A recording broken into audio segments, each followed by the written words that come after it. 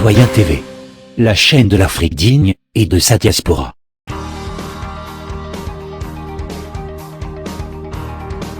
Au sommaire CPI, ce 10 février 2016, un témoin s'énerve et le juge montre sa partialité. Actualité en RDC, actualité au Liban, actualité en France, Fabius quitte le gouvernement. Et pour finir, actualité en Russie. Commençons tout de suite avec la CPI. Ce 10 février 2016, le témoin s'est énervé, le juge partisan est obligé d'intervenir. Alors, monsieur le témoin, voici ce que je vous affirme. En 2014, vous avez appris que vous pourriez très bien comparaître devant cette cour. On vous l'a dit. Oui ou non?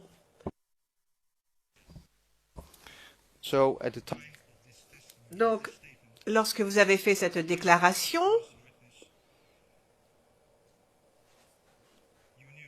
vous saviez que vous pourriez très bien être cité pour comparaître ici, devant cette cour. Yes or no? Oui ou non? So what you're telling this... Donc, ce que vous nous dites aujourd'hui n'est pas vrai. Voici ce que je vous affirme. Puisque... Mr. Witness. Monsieur le témoin, monsieur le témoin, monsieur le président, To give me order. monsieur le président, le témoin ne va pas me donner des ordres ici. Le président, mais non, le témoin n'est pas ici pour donner des ordres. Quelque chose qui dit pendant 2-3 ans. Bon, comment tu peux penser que tu vas les arriver? Nos idées n'est pas là-bas. Mr. Witness, if you... Monsieur le témoin. Moi-même, je ne veux même pas partir les recevoir encore. Restez fatigué. Mr. Witness. Monsieur le témoin. Je ne vous ai même pas posé de questions. Donc, s'il vous plaît, respect. Tu as dit que là, tu as menti. Je ne suis pas contre là-bas. Je n'ai pas menti. I put to you, Mr. Witness. Le président. Monsieur le témoin, calmez-vous, calmez-vous. Vous pouvez dire tout ce que vous voulez. S'il vous plaît, monsieur le témoin, s'il vous plaît. Le président vous parle. Monsieur le témoin, le président vous parle. You can say... Vous pouvez dire tout ce que vous voulez, mais laissez d'abord l'avocat vous poser sa question. Terminez sa question. Et ensuite, vous avez la parole et vous pouvez dire tout ce que vous voulez. Mais laissez-le terminer sa question. Thank you, Mr. President. Let me stress, Mr. President. Maître Knous, monsieur le président, monsieur le témoin, sachez que je ne suis pas en train de dire que vous mentez, parce que ce n'est pas du tout... Mentir, ce n'est pas la même chose que de dire que ce que vous avez dit ici devant cette cour est différent de ce qui est consigné et écrit dans votre déclaration écrite. Il m'a dit en même temps, là, tu as menti. C'est pourquoi je ne suis pas content. Well, I think there are more people... Écoutez, de toute façon, il n'y a pas que vous qui n'êtes pas content dans ce prétoire. On est beaucoup à ne pas être très contents. Mais j'ai quand même une question à vous poser. Écoutez ma question, s'il vous plaît. Et ensuite, répondez-y. Merci. Voici ma question. Vous venez de dire ici au juge, et vous rappelez, vous êtes sous serment,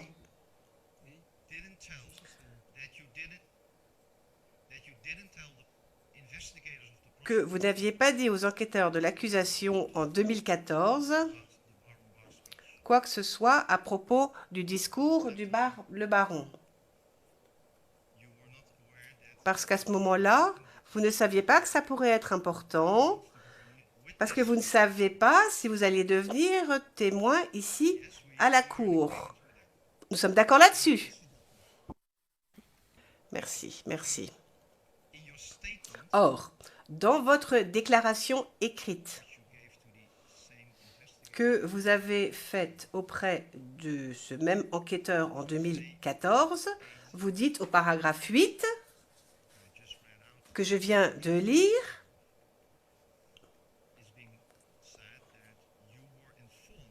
qu'on vous a informé, donc dès 2014, que vous pourriez être appelé à témoigner devant la Cour. Et vous avez signé cette déclaration après l'avoir lue. CPI toujours, avec la remarque au juge partisan. Monsieur le Président, avec tout le respect que je dois à cette Cour,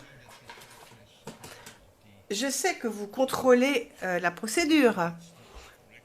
Or, je ne pense pas que le juge ait le droit de mettre en cause devant le témoin la pertinence des questions posées par la défense. D'abord, ça pourrait influencer le témoin, et deuxièmement, les juges ne connaissent pas notre stratégie. De toute façon, le président... Oui, c'est vrai que parfois les juges expriment des opinions un peu trop fortes, je vous l'accorde. Continuez, Maître Knops. Actualité en RDC. Avec nous sur Télé 50, victoire de Léopard au Chan. Le chef de l'État, Joseph Kabila, a honoré et décoré ce mardi les léopards qui ont fait l'honneur du pays. La cérémonie a eu lieu au Palais de la Nation en présence de l'équipe et du staff technique. Outre cette décoration, la cérémonie a été marquée par la remise des jeeps 4x4 aux léopards et à l'ensemble du staff technique. Regardez.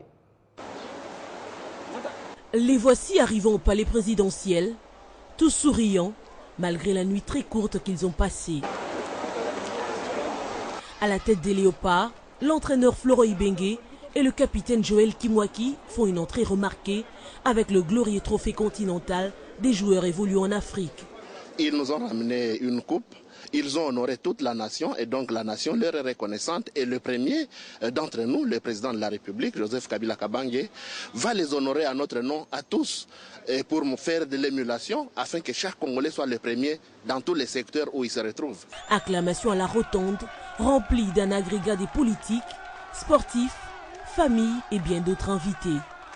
Joseph Kabila fait son entrée. La cérémonie est de haute facture. D'abord, l'adresse du ministre de Sport, touché, alarmé et enthousiaste. C'est dans un moment majestueux et des détente que le capitaine de Loko Kimwaki a remis ce prestigieux trophée du continent au chef de l'État Joseph Kabila, qui à son tour l'a dédié à la paix, l'unité, la stabilité et la cohésion nationale. Puis la compagnie d'honneur ouvre le banc pour la décoration sous le regard des caméras et du peuple congolais.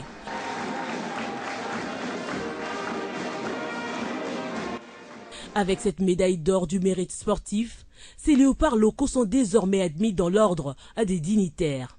Un athlète, 3 membres du staff technique et 3 officiels sont également admis dans l'ordre national Héros nationaux Kabila Lumumba au grade de chevalier. Joseph Kabila a remis des jeeps 4x4 toutes neuves aux athlètes, staff technique, encadreurs et dirigeants sportifs.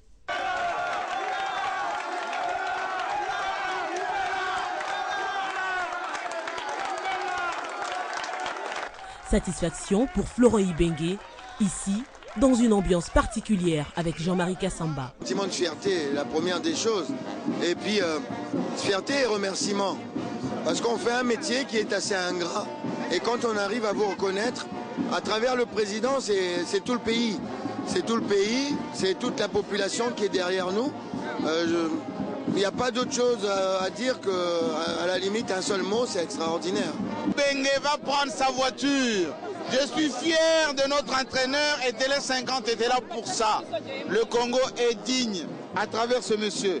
Même sentiment pour le ministre. Je voudrais bénir le Seigneur pour ça et remercier sincèrement à son Excellence Monsieur le Président de la République pour le choix porté sur ma personne. Du côté des joueurs, l'émotion et la joie restent exceptionnelles. Notre réalité et puis vraiment coup de chapeau na président de la République, M. Joseph Kabila, na o asali vraiment tout le monde est d'accord, tout le monde est d'accord. Le sentiment mingi, le chef de l'État, Joseph Kabila, honoré biso, donc c'est un plaisir. Et puis, le journal, il a aggravé vraiment l'amitié à biso. 2009, le même président a réalisé qui 2016 encore.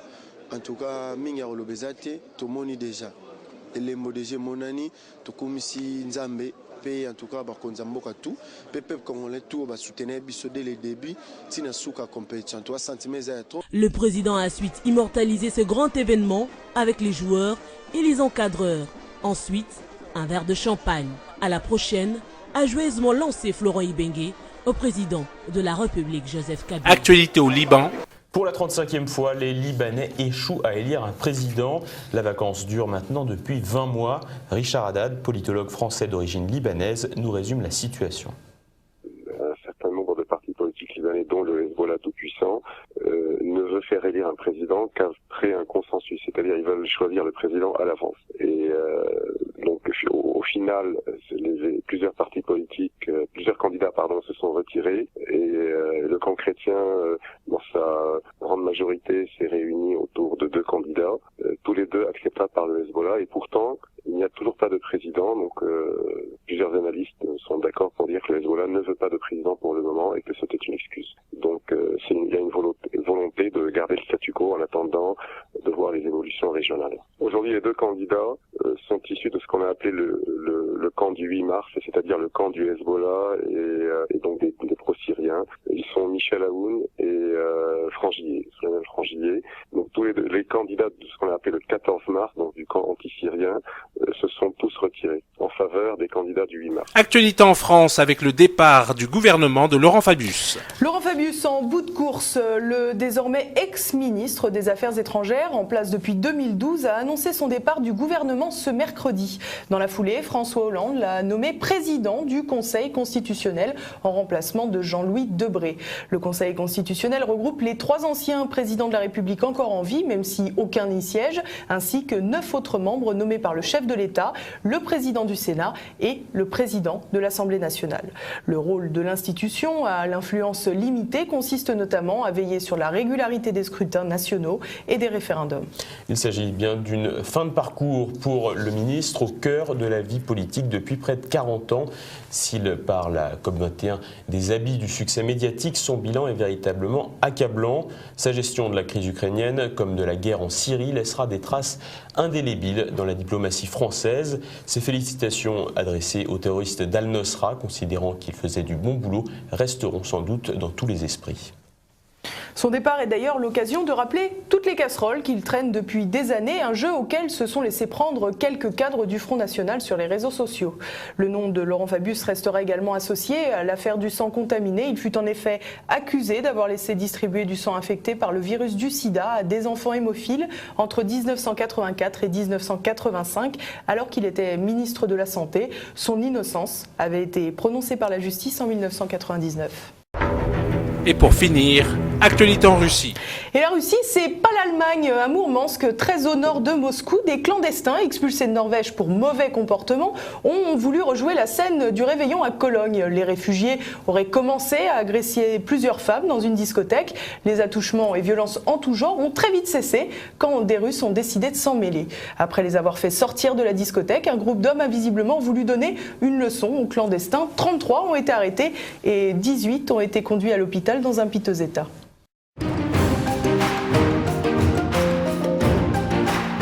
Citoyen TV, la chaîne de l'Afrique digne et de sa diaspora.